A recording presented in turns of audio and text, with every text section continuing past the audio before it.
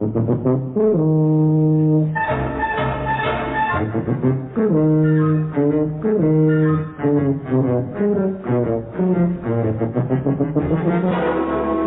present Tony Hancock, Sidney James, Bill Kerr, Hattie Jacques, Kenneth Williams, and James Robertson Justice in Hancock's Half Hour.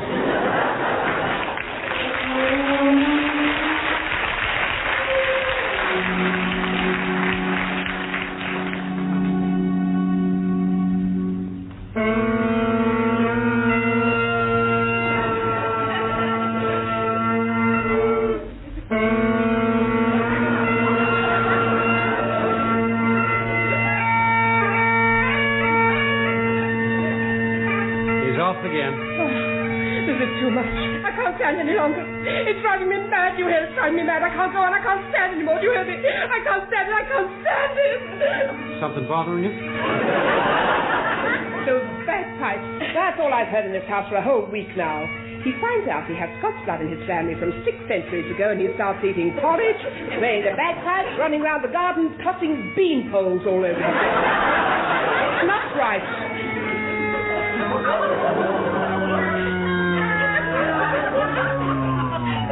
Hey, he stopped.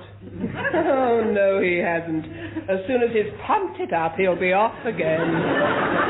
Excuse me, anybody got a puncture outfit? I blew too hard. Well, look who's here. Jock McHancocks. The Laird of East Cheap. Oh, Clay, a Saldoon and thee, a great chatty bogle ye. Don't you talk to me like that. I'll talk to you how I like. Oh, shut up. And lang may a rum leak and all. You great idiot. Do you mind? Standing there with a check tablecloth wrapped round you, a paintbrush hanging from your belt, and a bread knife sticking out of your sock. Who do you think you are? I'll tell you who I think I am when I have seen my solicitor this afternoon. I shall be the future Laird of Glensporran. Now, let's have a bit of respect. Hi, is that right? You, the Laird of Glensporran? Hi, it is William Ock, hi, it is, and all the hoots and hi. The old Laird Duncan MacDougall Innes McHancocks passed on at the land of eternal porridge and bagpipes last week. I'm sorry to hear that, Tub. What happened? A very nasty business, William. Our mortal enemies, the clan McNasty, got at him during the Highland Games. They spread glue on the handle of his hammer and he landed head first in Loch Lomond.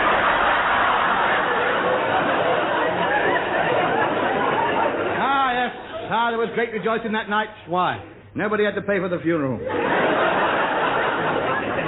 And last week, I found out I was his sole surviving relative. I've been round to me tailor and ordered me kilt. A McHancock tartan. And very racy it is, too. Puce and lemon squares interwoven on a background of heliotrope, with socks, bagpipes, and duffel coat hood lining to match. It sounds revolting. Nonsense. I look sensational. You can see what the effect would be by the tablecloth. See? Yeah, very nice. But I think you're supposed to take off the long pants, aren't you? Not me. Not in this weather. My legs aren't up to it, you know. I've got very funny legs. If the frost gets at me kneecaps, they seize up, and I've had it.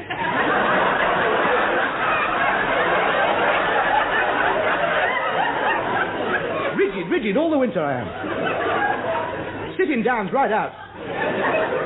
I just have to lean up against the wall all day.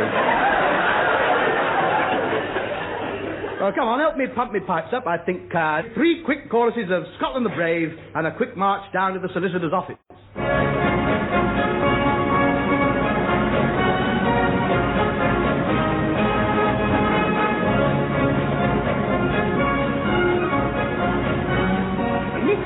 To see you, Mr. McCann. Send him in, lassie, and pour my lunch back in the bottle. This way, Mr. Hancock.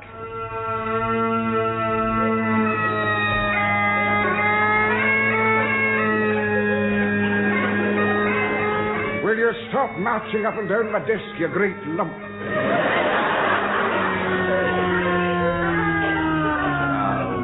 What a pity, just when I had a full head of steam up. Well, sit yourself down and we'll get to the business in hand. As you know, Duncan Dougal MacDougall Innes McHancock passed away last week. Aye. Aye, let's tragic. Aye. Aye, hoo, aye. Hoots. Don't overdo it. There's no need to dab your eyes with the hem of your kilt. I have here his last will and testament. Ah, legal, is it? Signed over a sixpenny stamp? Laddie, it's written on a sixpenny stamp. Duncan McHancock was never one to waste money on paper printing and the like. Very wise. How much did he leave? He left everything to you. And I think it's a terrible shame that the estates and the money and the house should fall into the grabbing hands of a Sassenach. I am not a Sassenach. With a little practice, I can be an 86-proof Scotsman in no time. You've never been to Scotland in your life. That doesn't matter. You don't have to fall off a cliff to know it hurts. Oh, but don't be surprised if that's what happens to you. Seamus McNasty. When he hears about you, I wouldn't give you sixpence for your chances. Who's Seamus McNasty? The sole surviving member of the clan McNasty, the sworn enemies of the McHancocks. And when there's no McHancock left, the castle Sporran becomes the property of the McNastys. And as you're the last McHancock, I wouldn't give threepence for your chances. Hang on, it was sixpence just now. I've just remembered how big Seamus McNasty is. Oh, he hates McHancocks, and he hates Sassenachs. And what he'll do to a McHancock, who is also a Sassenach, we can only look forward to. Thank you very much. Don't think I'm turning it in, because I am not. I'm the Laird of Glen Sporran. Castle Sporran is my ancestral home, and I shall claim my rightful inheritance, me old haggis. Oh. I'm going up to Scotland tomorrow, you can tell Seamus McNasty from me. I'm prepared to meet him any day he wants. Full dress, down in the glen, fill an haddock at 20 paces. Good day, sir.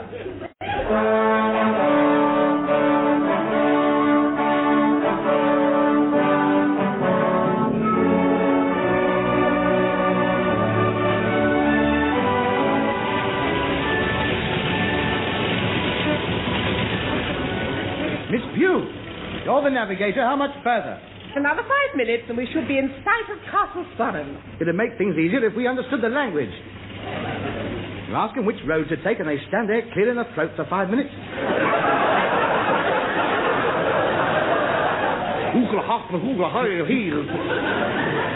When they've gone, you realise they must have been the directions. Oh, don't worry, it won't be long now. Look on the hilltop, there it is. Castle Sporran. At last. What a wonderful moment this is. The last of the McHancocks returns home. This warrants a ceremonial march. I shall stride across the glen and up to the castle playing me pipes. The skirl will be a rallying call to the clans to let them know the McHancocks are back.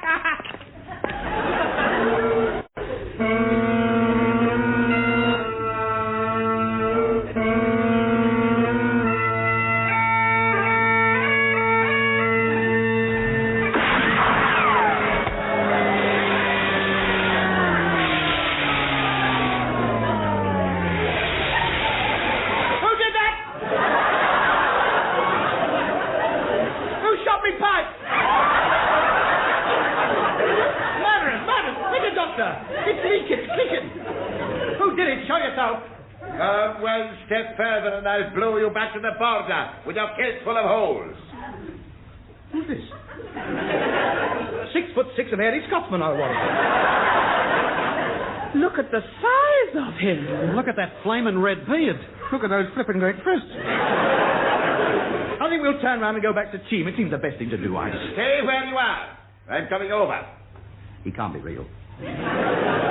It's three of them standing on top of each other. Come on, let's run for it. He's a good shot, isn't he? Right to the safety pin on my kilt. Don't move. Well, let me pick my kilt up. Now then, let's have a look at you. Poachers, I suppose. What have you been poaching? Deer, grouse, game? I am. Yes, indeed, a splendid little woman. That's splendid little woman. I suppose she is to him.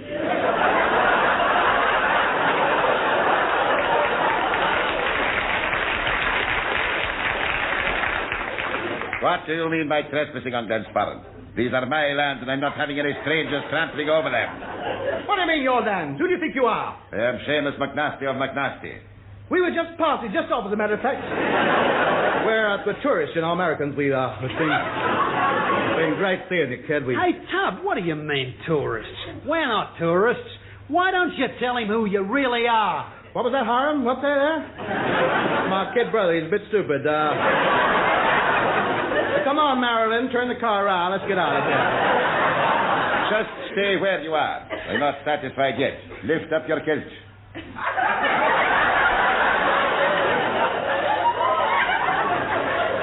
I beg your pardon? I said lift up your kilt. Highly irregular, Just let me see your legs. If it gives you any pleasure. There. By the great steaming porridge bowl of Flora MacDonald, you're a McHancocks. No, you're mistaken, not me. I don't know what you're talking about. I've never heard of them. They're all dead. My uncle was the last one, and I'm no relation to him. Don't lie to me. Don't lie to me. You're a McHancocks. How do you know? Those legs.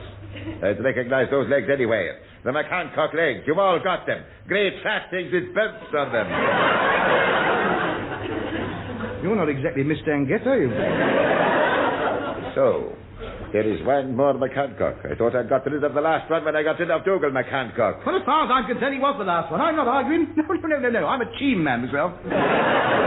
You have no bother from me. Silence!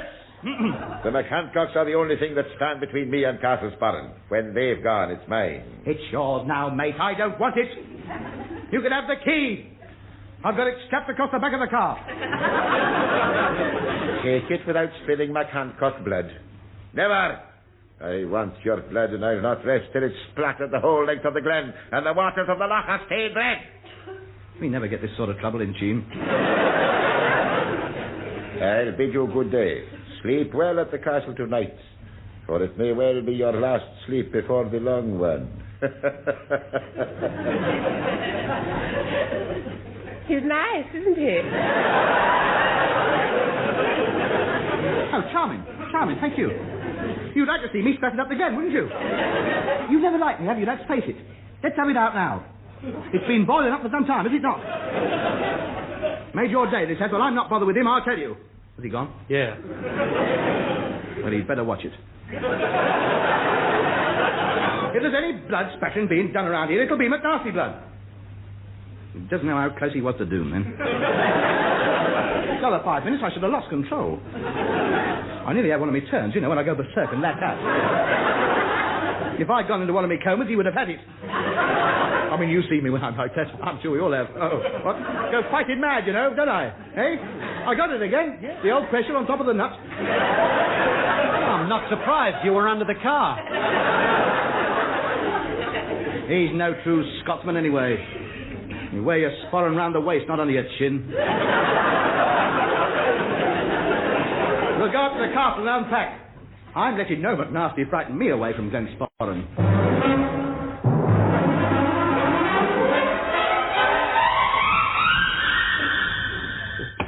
Sid, can you spare a minute? Hello, Fred. Come in. What's the trouble? Have you heard the news? No. Hancock's been left a castle in Scotland. You're kidding. No, he's the new Laird of Glensporran. He took delivery last week. The Laird of Glensporran? Yeah. Blimey, he must be worth a fortune. Fred, my son, I smell pickings. Pack me bags. I think I could do with a holiday in Scotland.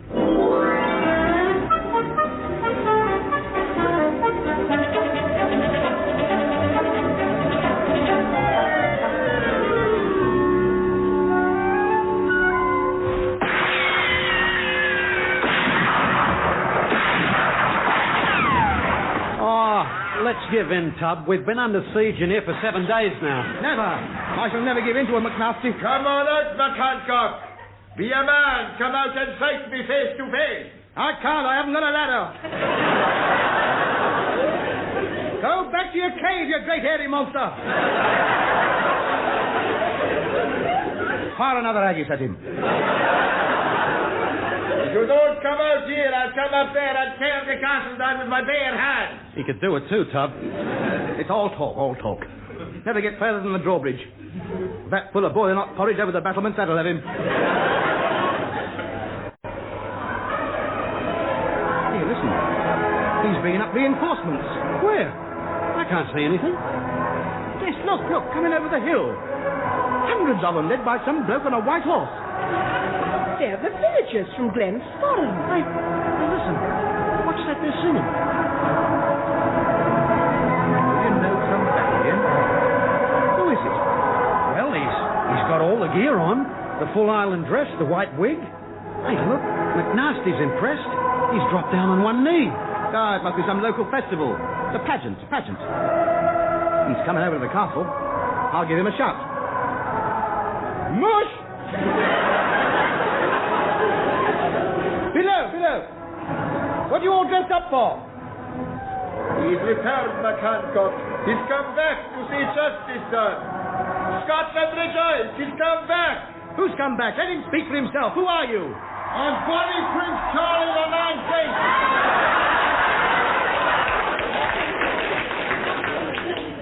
Tub, it's Sid. I know it's Sid. I knew that as soon as I saw the cot on the end of his sword. What's he up to this time? Me being a direct descendant of Bonnie Prince Charlie, I hereby claim the throne of Scotland. And all the castles in it, especially this one. I thought so. He's after my inheritance. Lower the drawbridge in the name of Bonnie Prince Charlie. Oh, come off it, Sid. You're no descendant of Bonnie Prince Charlie. Dick Turpin, perhaps, but that's all. How dare you speak to the young pretender like that? Pretender? That's flipping laugh. I'm not. I've got documents to prove I'm the last remaining descendant of Prince Charlie. I don't doubt that. I don't doubt that in the least. You could get all the documents to prove you're the King of Siam.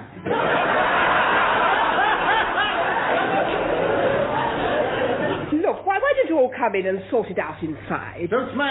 All I've got to say is that if this is a trick by either of you, by the great Nodley Carver of Rayleigh Houston, the crowd will rise again, and the Highlands will ring to the yells of the victor and the screams of the dying. And I, Seamus McNasty of McNasty, swear Don't keep on. Oh, very well, young miss.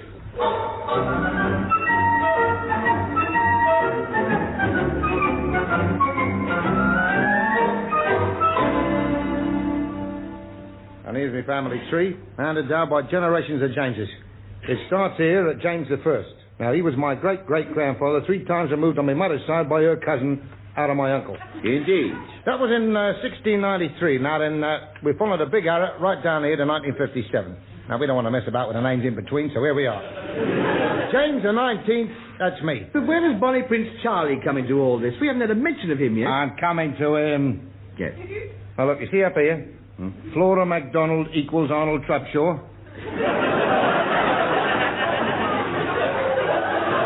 Yes. That's him. Bonnie Prince Charlie. What, Arnold Trapshaw? Certainly. That was the name he used to avoid being captured by the squareheads when he come back from, France, that's it. He's got it. He knows his history. Have you got the Great Seal of the Stuarts and the Ring of Mary, Queen of Scots? Well, not at the moment, but if you want them, I can get them.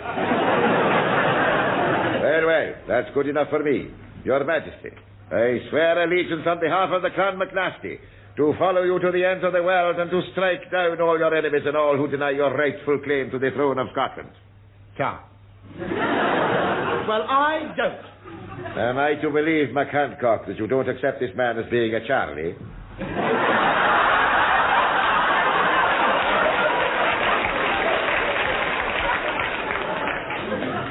No, well, I think we are, if you let him get away with it. McNasty, strike him down. Yes, Your Royal Highness. So perish all enemies of the king. Now, look, McNasty, put that table down. Seamus, lad, I know what I'm talking about. I know him of old. He's a crook. The nearest he's been to Scotland is the Yard. Third file in cabinet from the left as you go in. He's more of a Sassenach than I am. I ain't. I'm 100% Scots. Marvellous. I've heard Liverpool Irishman better than that. Maybe that'll convince you, Harry. I don't know what to think. If he's an impostor, I'll cut his gizzard out and spread it along the shores of Loch Rannoch. His head will be carried on a claymore across the glen, and his blood will be spattered from Stockcarron to the Kyles of Loch House. His flesh will be left for the carrion crows to pick his bones. Dinner's ready, everyone.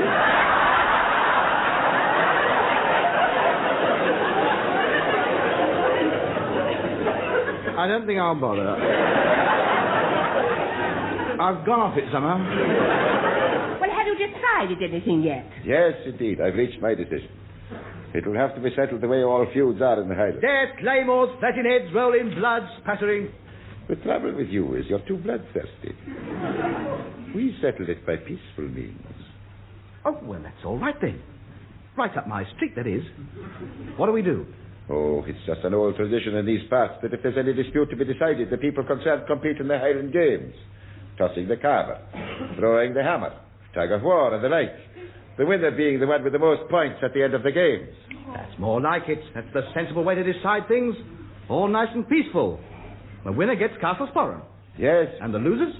They get put to the claymore. And split asunder. Yes. And their blood spot up the legs and breasts of the Highlands. And the margins remains of their bodies thrown from the top of Stirling Castle to be dashed on the jagged rocks beneath. Oh, dear, oh, dear, oh, dear. And may the best man win. Look, Sammy boy, I'd love to stay, but you know how it is. I'm very sorry, Your Majesty. If Your Majesty you are. But this must be settled first. You schlemiel, Hancock. Why don't you keep the cake all shut? Practice, anybody?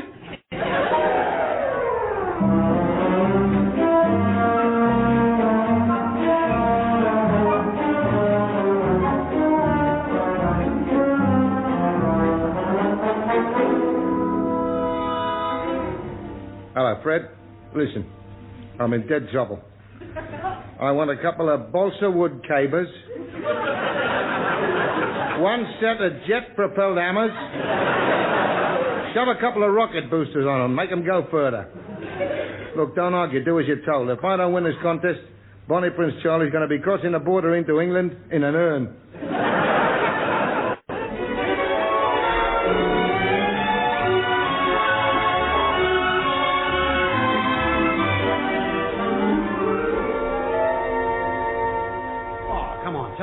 Try again. You need a lot more practice if you're going to beat McNasty. I'm getting better though, aren't I? I tossed that cable 8 feet last time. You didn't toss it. You just let go of it. Look, Jamie McNasty's an expert at this, you know. I saw him this morning. 100 feet he was tossing them. As much as that, eh? Yeah, and they still had the branches and the roots on them. Well, come on, let's try again. Let's see now. You rest it against your shoulder, run a few paces and toss it. Right. Here we go. 1, 2, 3, 4. Ah! Look at that! Right out of sight. Where is it? Behind you.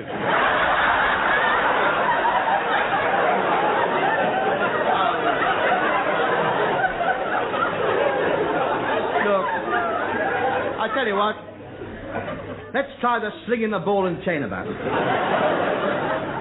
Now, you just wind yourself up, swing it round your head, around, around, around, and let go. Where did that one go, Tub? Round my neck.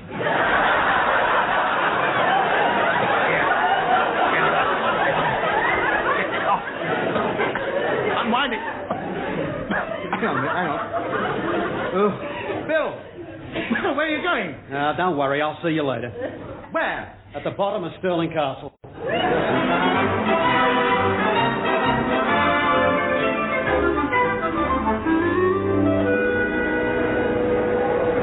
And now, ladies and gentlemen, we finish today's games with a contest between Seamus McNasty, Anthony McHancocks and Bonnie Prince Sidney to decide the ownership of Castle Sporran. First on the programme is tossing the caber. First toss, Seamus McNasty of McNasty.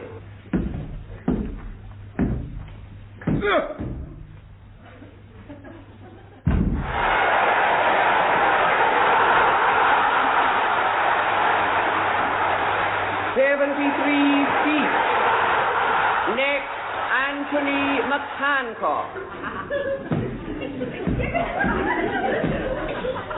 Up! 1 foot 6 inches. Never. 2 foot if it was an inch. I demand a remeasure. 1 foot 6 inches. All right. I'll get you on the hammer throwing, mate. The last toss. Bonnie Prince Sidney.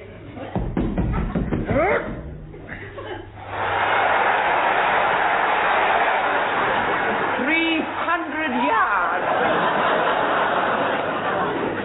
That's funny. Landed over there on that bloke's head and he didn't even notice.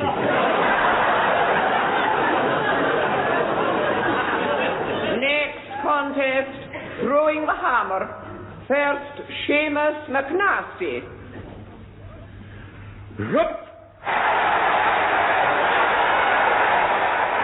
120 feet.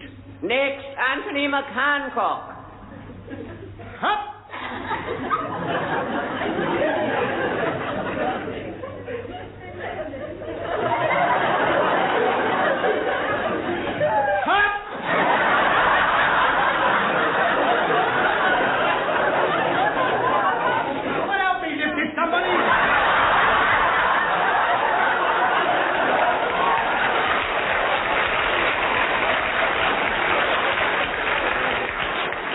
Disqualified. Next, Bonnie Prince Sidney.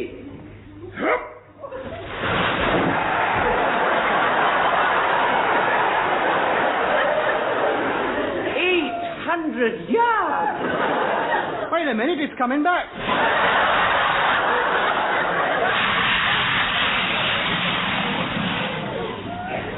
Sid, I don't know what that thing was, but if it lands in Russia, we've had it.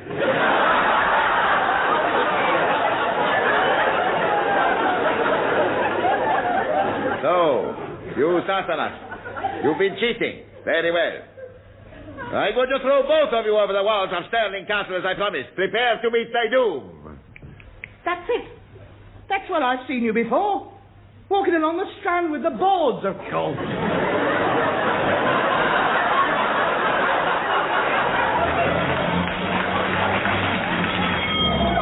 Hello, an ambulance. What's wrong? Something terrible's happened.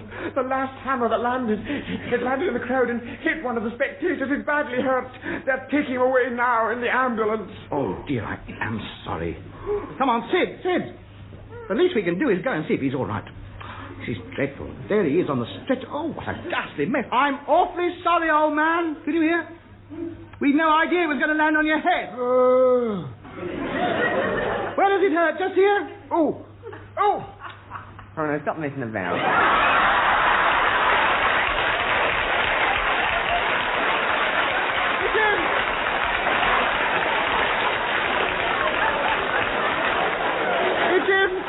He stopped it at last.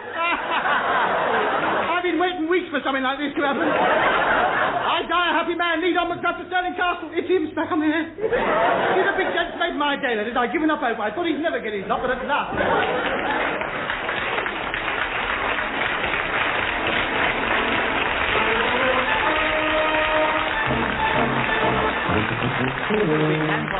Starring Tony Hancock with James Robertson Justice, Sidney James, Bill Kerr, Hattie Jacques and Kenneth Williams. Music composed and conducted by Wally Stott. Show written by Alan Simpson and Ray Gordon. The programme which was recorded was produced by Denis Wilson.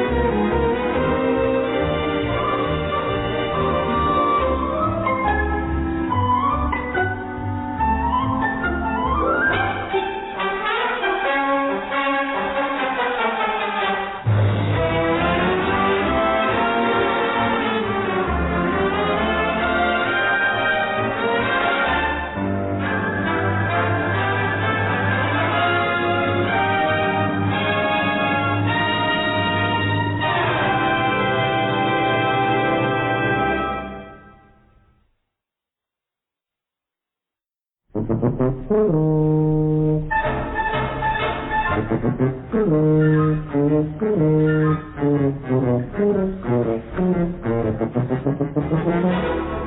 present Tony Hancock, Sidney James, and Bill Kerr in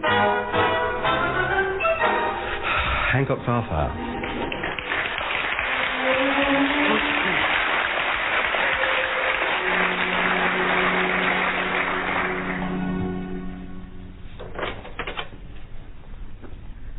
Well, there it is. I'm in. Pardon? I'm in. What do you mean? What's happened? Guess. You got in the hand and racket darts team. The hand and rackets dart team. That's it for you, isn't it? For you, that's the highest social and artistic achievement man can aspire to, isn't it? Nothing else, is there? I mean, to you, prime ministers, scientists, surgeons, writers, philosophers, are nothing next to a bloke who can get off with a double in his first handful, are they? Well, you got to admit it's hard. I know it's hard. You don't have to tell me that. I've had the wall replastered 3 times since I've been playing. I felt quite pleased with myself when I got one to stay in the board. They all came round from the saloon bar to have a look. Cost me 23 and 6 in drinks, that did. Well, I don't lose me sense of proportion over it. There are other things in life than darts. So you haven't got in the darts team? I haven't got in the darts team. Well, I give up. What happened? I'm in. I've been accepted. Accepted where? Madame Tussauds. Oh, blimey, you can go there any day of the week. No, I mean as an exhibit. They're doing me. Oh, is that all? What do you mean, is that all? This is an honour, mate. Next to the garter and the bath, this is about as high as you can go. I've heard from the committee they've asked for some photographs of me, and I've got to go up there for them to take all the measurements. What about that, then? So you're going to be done in wax. So what's so marvellous about that? There's hundreds of them up there. Look, don't try to belittle it. It's a great honour, and well, you know it.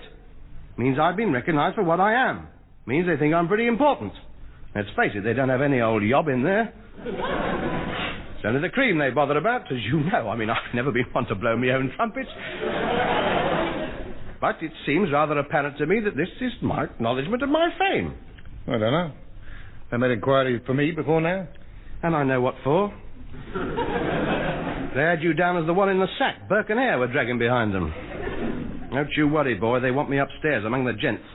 I know. Somebody's asked for your autograph. Pardon? You've been recognised in the street and they've asked you to sign their book. What's he talking about? I've told you what happened. Why don't you listen when people are talking? I'm sorry. All right, then. Anyway, I'm very pleased about it all. Always fancied myself behind the ropes, one hand out, one in the pocket and the grin. When the man gets here, I think I'll... What's happened, then? To what? Well, what's happened? You came in here pleased about something and you wouldn't tell us, and you said for us to guess what had happened, and we tried and we were wrong. And you said you told us what happened and I ought to listen when people are talking. Well? Well, what happened then? Talk about grasshopper minds. Now look, listen carefully. Yeah? Can you hear me all right? Are you with me? 1, 2, 3, 4, testing. Monday, Tuesday, Wednesday, Thursday. Are you on? Have you got a level on it? Yeah? Right. Cop this. I am going to be exhibited at Madame Tussauds. Ah, that's ridiculous. You wouldn't be able to stand still long enough. Not me personally. Isn't he a jackass? A dead jackass, you are. They made a wax model of him as to be mentally superior. Sure it would. They're exhibiting a wax dummy of me. Now do you understand? Oh, wax dummy. Of you. That's it. What a good idea. Yes. Yeah. Why? Because I'm famous, that's why. Why do you think why? As soon as a personality becomes famous, they shove him in the waxworks. Oh, is that all? Don't you start. This is a great moment in my career. I'm being immortalised in wax for all time. Don't you kid yourself. What do you mean? It's only temporary. They have a clear-out every year. Clear out? What clear out? Well, you know how it is. Fame is a fleeting thing. You're all right now, certainly. But you do a couple of duff shows and you'd be melted down, just like that. I reckon I'll make a couple of jockeys out of you. They wouldn't do that, would they? What? I've been there 3 times in the last 5 years, and each time, a complete change of program. Well, what about Crippen? He's still there. Oh, well, he's still popular. He's a big draw, that boy. People like you, here today, gone tomorrow. Yeah, I reckon the wax will hardly have time to set before they melt you down again. A right couple of knockers you two are, aren't you? Most exciting thing that's ever happened to me, and you have to put the mockers on it. I'm just telling you, if you want to be immortalised for all time, you ought to go for the stone or the bronze. Lasts forever, that stuff. Why don't you get Henry Moore to knock up a head and shoulders for you? No, thank you. I don't want great holes stuck all over me. Outside a block of flats with horrible kids crawling through them.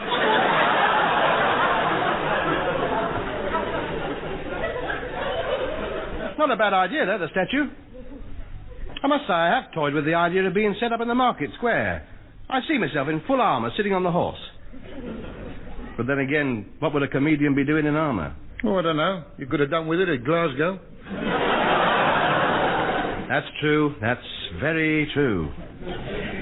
No, I think I'd better settle for the Waxworks, seeing as they've asked me, you know, just for a start. I'll see how it goes, and perhaps I'll get something done in marble. Grecian, perhaps, with the toga and the empty eye sockets. With a big snake wrapped round me and me strangling the life out of it. Yeah, marvellous. I definitely think the Waxworks is a bit dodgy. They've only got to leave the radiator on all night, and there you are, flowing out under the door. Yes. Still, first things first. They want me for the Waxworks. I'd be silly to turn it down. Well, it's up to you, mate, if that's what you want. Well, let's face it, there's no harm in it. It can't do any damage to me. Well, I don't know about that. Ah, hello. Here comes the authority. What do you know about it? Well, I think it's dangerous. Oh, dear, here we go. I suppose we're in for another one of his morbid superstitions. Come on, cheerful, what is it this time? Well, there's something sinister about wax models. Haven't you heard about black magic? It's a song, isn't it, by Billy Daniels? That old black magic has me. Oh, no, I wouldn't be worrying if it was just a song. What do you mean? Well, there's a lot of people who don't like you. I'm well aware of that. I realise I'm not a knockout in all parts of the country. Half of my fan mail is abusive. You don't have to tell me that. What's that got to do with it? Only that some people, when they don't like other people, make wax effigies of them and stick pins in them. And wherever that pin sticks, that's where it hurts you. No matter where you are, you feel it. And it'll drive you raving mad. Can even kill you. And that's only on little effigies. Think what they could do with a full-size one. Yeah, Bill may be right, you know. I mean, you might be lying at home in bed one morning at 9 o'clock when the door's open, and then wallop, a dirty grey hat pin goes right through your leg. It bears thinking about. It does not bear thinking about. Load of old nonsense. The Waxworks is full of unpopular gentlemen. They're not jumping about in bed covered in little holes. You can sneer, but we Australians know better than to scoff at things we don't know about. Strange things happen in the bush. That's nothing to the things that come out of it. Look at you. What a mess. Look at the shape of that head. Look at it. Look at his arms hanging down there. Positively marsupial at times. Oh, they're not all like me. You take my Uncle Henry. He was like you. He scoffed at tales of witchcraft. Then one day he insulted an Aborigine chieftain. Uncle had drawn a moustache on one of his cave paintings. So they made a wax effigy of him and stuck pins in it each day for 3 weeks. And sure enough, at the end of it, poor old Uncle Henry had to go to hospital. Why? His mother was ill. Yeah, well, what's that got to do with pins? Nothing, but it just goes to show you, doesn't it? It doesn't go to show anything. They stuck pins into your uncle and his mother went to hospital. I can't see the remotest connection between the two things. Oh, who knows? They might have transferred black magic to his mother as a warning. That might have been why she went to hospital. Was it? Well, no, she was expecting a baby.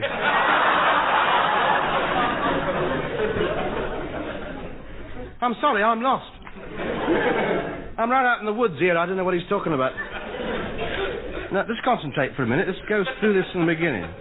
You with me, all right? Yeah. Come in. Right. This uncle of yours yeah.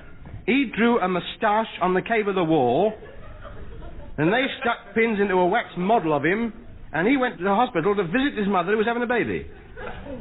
Yeah. Well, I'm telling you what can happen. You can draw your own conclusions from it. Stranger things happen at sea. Look, don't bring the Navy into it. We're confused enough as it is. Look, if it will help, if it's any consolation, I shall have my statue pushed back from the rope so no one can reach it, just in case. Oh, they could stick pins on the end of a pole. Well, if they hate me all that much, good luck to them.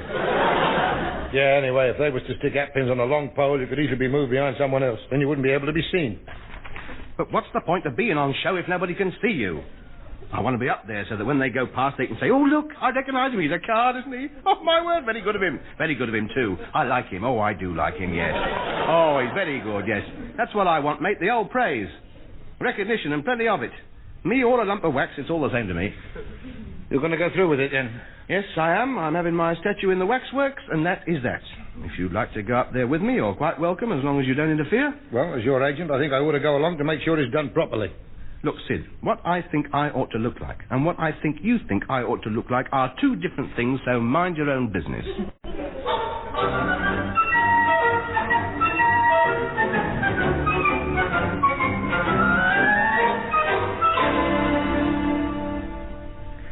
Good afternoon, Mr. Hancock. My name's Humphrey Williams. I'm the chief model maker. And a very good one, too. Oh, you've seen some of my models. Just now, on the way through. Very good. I don't know how you do it. I really don't. I couldn't do it. Not to save my life, I couldn't do it. You must be very artistic. It must be in your hands. Show us your fingers. Ah, yes. Sid, here, look at his fingers. Look at them. Look at them. 5 of them there on each hand. See him throbbing away there? Can't wait to get wrapped round some clay. Well, it is very kind of you, but then we all have our talents. No, don't you be so modest. You're an artist, sir. You have my greatest admiration. You wouldn't like to do a couple of goblins in my garden, would you? A few toadstools, you know? Well, I don't really undertake commissions of that nature. I'll make it worth your while. There'll be half a bar in it for you. £1 and 25 bob for the bridge. How's that? I could put a lot of business your way. I have a lot of people come down. They'll see the goblins. They'll say, "They're nice. Who did them?" And I should say, "Humphrey, up at 2 swords. He's a lad. He's good. You be in. Straight in. You scratch my back, I'll scratch yours." That's the way I work. Well, it's very kind of you. I'll bear it in mind. That's my boy. Well, then, let's get started. Oh, do you know each other? Sidney James, my agent. I do. I do. And William Kerr, the Red Plonk champion of New South Wales. How'd you do? Well, charmed.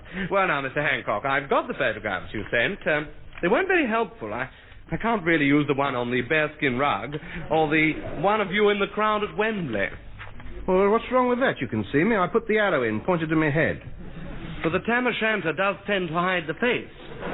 You see, we need much more detail of the features if we're going to make a lifelike model. Have you no other photographs? No, I'm afraid not. You've got the lot. Well, I thought a man in your position would have hundreds of photos of himself. I mean, you know fan photos you send out? At 10 bob 1,000, I should think so. I had 200 printed in 1945 and they're gone already. Well, never mind. Never mind. Perhaps we can do without the photograph. I'll make a few sketches. The measurements are the most important thing. Well, of course, you're right there. I'm in an inch in the wrong place. Can make a man a laughing stock. Quite, yes. I think we'll start with the head. Yes. I think that... Yes, I think about 14 pounds of wax for that. I beg your pardon? No, I assure you it's quite usual. Oh, for a moment I thought you were insinuating that the cranium was a trifle grandiose. Oh, dear me, no. No. Now, would you stand still while I run the tape measure over you? Thank you. Good heavens. 9 7/8. What? What's 9 7/8? Where? It's all right. I'm just measuring you for a hat. Oh, I don't wear a hat. Oh, dear. Oh, dear, I saw the model in an astrakhan coat and a Homburg, spats and patent leather shoes. Oh, no. That is my Sunday walking out gear, I'll admit. But I thought for this a more casual approach, a more natural pose, like I really am when at home. Silk dressing gown, cigarette holder, Abyssinian slippers, Cossack pyjamas and a fez. But that's not how the public see you. Look, you may be a good model maker, Mush, but don't try and tell me how to dress, eh? I'm quite a fop, you know. I was the first one in East Cheam with the Italian look. And I didn't mess about. I had the earring and the scarf under my hat as well. I used to ask where my ice cream barrow was. Was that how you want the model dressed, then, Italian style? No, I've changed now. They're all on the Italian. One has to keep ahead of the layabouts, you realise? I haven't made my mind up yet. I'm alternating. I don't know whether to come right out in favour of the flare line or the matador. The matador? It's my own creation. The high-heeled boots, the thin pants, and the big hat with the bit of string holding it on. Very good for jumping on restaurant tables and doing the bolero. Well, which is it to be, then? The flare or the matador? Yes, that's what Savile Row are asking. As soon as they see which way I go, they'll be in. All the guards' officers will be on it. Straight out the barracks and boleroing down the Mall. Should be a grand sight. Could revolutionise the changing of the guard. Of course, the bands will have to brush up on their flamenco, but it should be very effective. I see. Well, when you decide, let us know and we'll dress the model accordingly. Ask him about the pen stickers. Quiet. By the way, where will they be putting me? Well, in the entertainment section, I suppose. Well, I don't think that's right for a start. I thought I'd be in the great men of our time department. I'm not just a professional buffoon, you know. Well, I'm sorry. It's the entertainment section or nothing. Well, very well. I don't mind standing next to the titled members of our profession, in between, say, Lawrence Oliver and young Alec. Alec? Alec Guinness, the boy, you know. Oh. You might as well put me in with them now, because you'll only have to move me up there sooner or later. I've heard whispers, you know, it's pretty certain that they reckon the sword before I'm 45 with a crafty garter next year to keep me going. Tub, ask him about the pin stickers. Stop pulling my coattails. Well, now, if you would please stand still for a moment, I must get these measurements correct. Wait a minute, just a minute. Before you go any further with them little sugar tongs... They are calipers. Yeah, well, whatever they are, I'm his agent. Well, I'm awfully sorry, but we can't put you in as well. Look, boy, just tell me this. How much are you paying? I beg your pardon? How much are you paying for the privilege of exhibiting my clients? I think you must be under a slight misapprehension. We don't pay fees, you see. It's considered quite an honour to be exhibited at our waxworks. The publicity is surely payment in itself. Don't give me that, boy. I can't live on 10% of publicity. My client wants 20 knicker down and 5 a week royalties for as long as he stands there, plus 2.5% of the gate money. Sid, please. Shut up. I do the chatting. Well, this is preposterous. I mean, we've never paid anyone before. It's unheard of. Well, that's our terms. You want him, you got to pay for him. Don't take any notice of him. I'll do it for nothing. You will not. You're not doing anything for nothing while I'm around. Well, I'm sorry. It's out of the question. Very well. Come on, Hancock. We're not giving ourselves away. Don't listen to him, sir. He's money mad. Get the measurements down. Chest 48, biceps 19, legs 1 of each. Waist 27. He's gone. You fool, Sid. What do you think you're doing? You know they don't pay fees. I know that. And what's the idea? Use your loaf. We can make some easy loot out of this. I was watching the way he goes about it. This model making is dead easy. Well? We'll make one ourselves. Oh, don't be silly. Why not? How would you like to be the star exhibit? What, you mean on my own? Yeah. With a rope round me? Certainly. First one you see as you come through the door. Sounds marvellous. Where? Where else? The famous, world-famous Madam James Waxworks. There is no such place. There's going to be, mate. There's a fortune to be made out of this lot. Did you see the crowds walking around when we come in? Now, look, we got the premises. The room's over the top of Hattie's Budget Saloon. All we got to do is make a model out of you, then get hold of some throwouts from some tailor shop windows, dress them up, and put names under them. The models are supposed to look something like the people they represent, you know. That doesn't matter. The people we're going to exhibit, they've never heard of anyway. Then, after they've gone in, it won't matter. We'll have their money by then. I refuse to lend my name to a shady deal like that. You're going to be there. Star attraction up there, a rope round you. No, I won't do it. Velvet drapes behind you, a spotlight on your face. I'm not listening. Photo outside, your picture on the front of the catalogue. Any pose you like. Would you make me a bit taller? I'm not saying yes, mind you. I guarantee you 3 inches taller. We could also slim you down a bit. Pick my own costume? Yep. I don't approve of it, you know. It's completely unethical. What do ethics mean to an intellectual giant like you? Ethics are for we lesser mortals. You don't have to be governed by the same laws as the rest of us. You are above ordinary morality. You make your own laws. True. He's right. Man of your genius can't be hidebound by petty traditions and conventions. On my own with a rope round me? Yes. In the main hall? Yes. With a spotlight on me? Yes. All right, we'll do it. Good boy. Bill, go out and buy 400 weight of candles. Now, I'll tell you what we'll do. We'll melt them down in the copper, fish the wicks out, and we're off.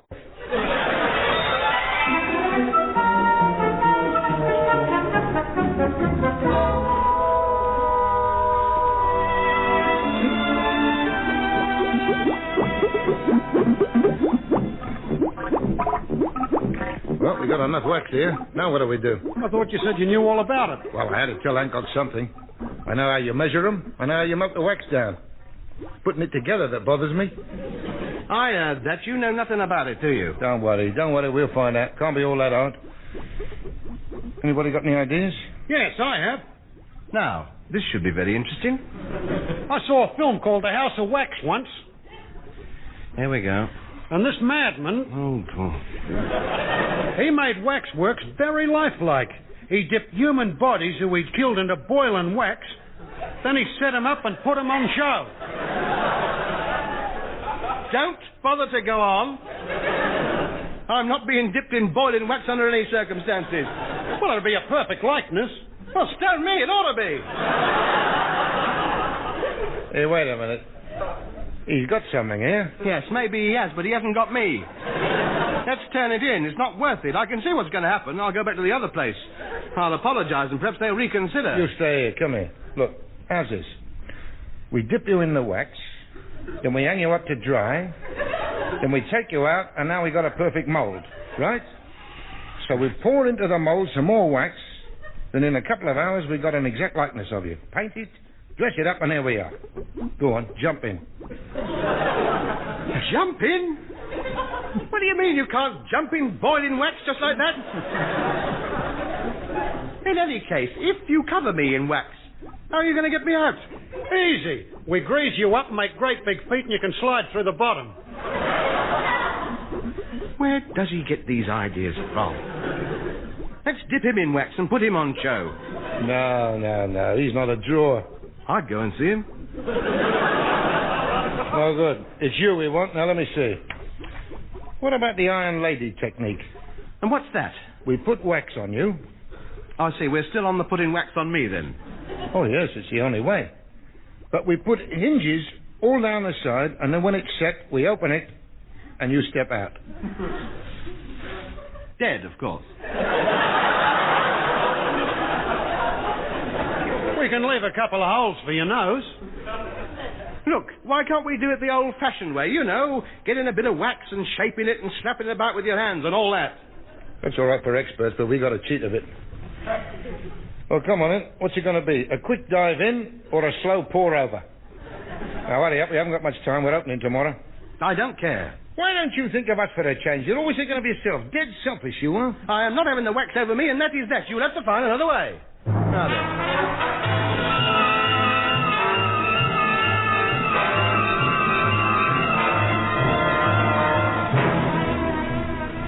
Well, there it is. Not bad, eh? What do you think of yourself, Tub? Disgusting. This is nothing like me. What a monstrosity. Looks like a great fat Guy Fawkes up there. What's that head made out of? A football? Charming. You can still see the panels through the wax. Well, those could be your wrinkles. And how are you going to explain Billy Wright's signature on the side of my cheek?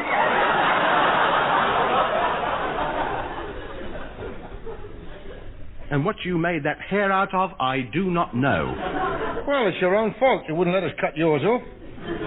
We couldn't get a wig off National Health, so we just had to make do with candle wicks. Well, I think taking all things into consideration, it's not at all bad. Just the eyes to put in now. I've got these here. A couple of marbles. What a farce. Well, at least make sure they're the same colour. They are. 2 Red Riders. I'm not having Red Riders stuck in my head. I want the natural shade. Ultramarine blue with 2 rather attractive golden flecks in them. How do you reckon the body is? Not bad, eh? It's horrible. Good likeness, though, isn't it? Well, the cleaner recognised you straight away. I resent that. Yeah, she said it was just like you. Well, she's fired for a start. Another thing, what's all that string tied round the sleeves and the ankle? That's to stop the wax flowing out. When it sets, we'll undo it. It's Bill's idea. We took one of your suits, starched it, stood it up, and poured the stuff in. Well, I'm not stopping for the opening. I am not staying to see my name put under that revolting horror.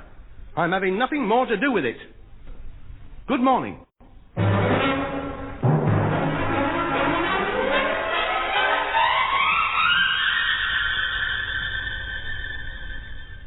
Hello, Hancock. You see, I told you. I told you what would happen. A complete flop, wasn't it?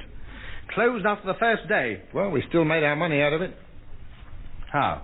From the proceeds for your statue. I beg your pardon? Yeah, a bloke came in, took one look at it and offered to buy it. Said it was perfect, paid 60 quid for it. He must be mad. What would he want a thing like that for? To exhibit outside his cinema.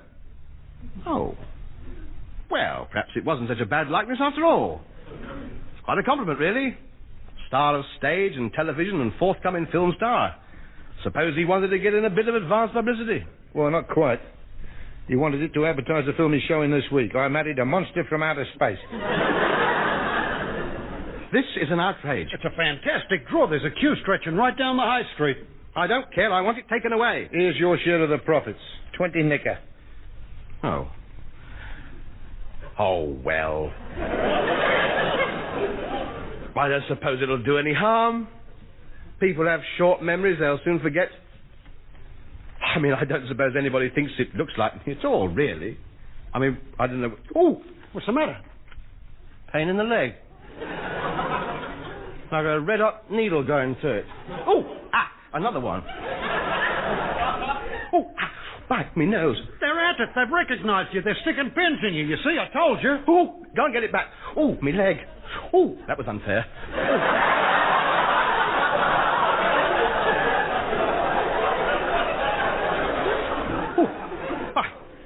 Go and give him his money back. Not on your life. You try and stick it out for Wednesday. They changed the programme then. It's all right. You.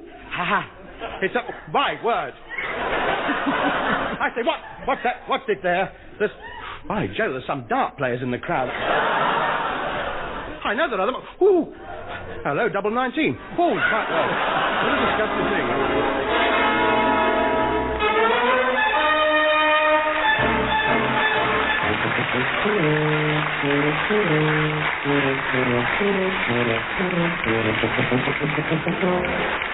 That was Hancock's Half Hour, starring Tony Hancock with Sidney James, Bill Kerr, and Warren Mitchell. Theme and incidental music composed and conducted by Wally Stott. Alan Simpson and Ray Galton wrote the script, and the production, which was recorded, was by Tom Ronald.